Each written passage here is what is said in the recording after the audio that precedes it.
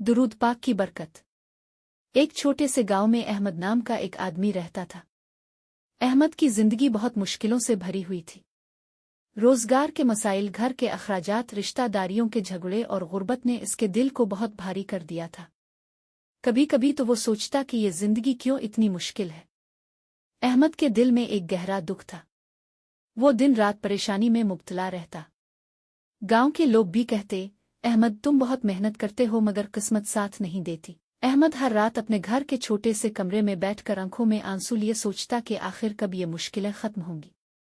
मुश्किलें बढ़ती हैं। अहमद के मसाइल सिर्फ गुर्बत तक महदूद नहीं थे, इसके रिश्तेदारों के साथ ताल्लुकात भी खराब हो गए थे। बहन की शादी के झगड़े, भाई की बेसुकूनी और घर के मामूलात का दबाव अहमद को दिन बदन दबाव में ले आया। रोजगार भी मुनासिब न था। वो छोटे छोटे काम करता मगर आमदनी इतनी न थी कि घर के अखराजात पूरे कर सके। अक्सर रात को वो अपनी माँ के साथ बैठकर कहता, माँ कब ये परेशानियां खत्म होंगी। माँ खामोश रहती और अल्लाह की रहमत पर यकीन दिलाने की कोशिश करती। अहमद वर्द वज़ाफ करके थक चुका था। एक दिन अहमद ने सुना कि गांव के बाहर एक अल्लाह का वली रहता है जो लोगों के दिल के गम और मुश्किलात हल करने का रास्ता बताते हैं। अहमद ने फैसला किया कि वो इस अल्लाह के नेक बंदे के पास जाएगा और अपने दिल की बात करेगा।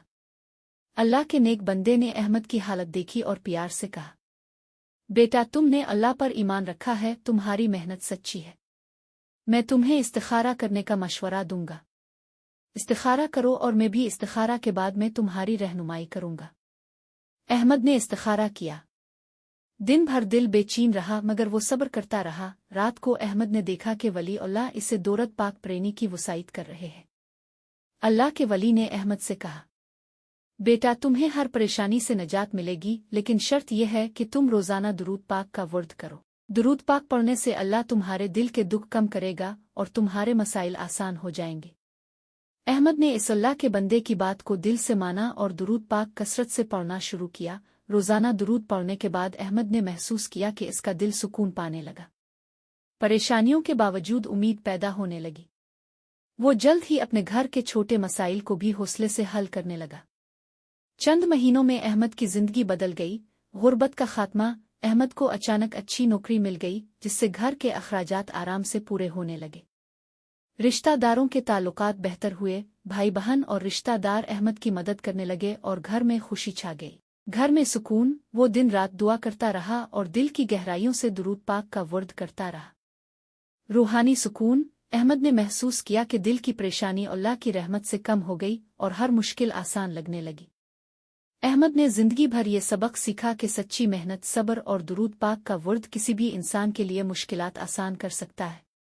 सबक आमोज इख्तिताम।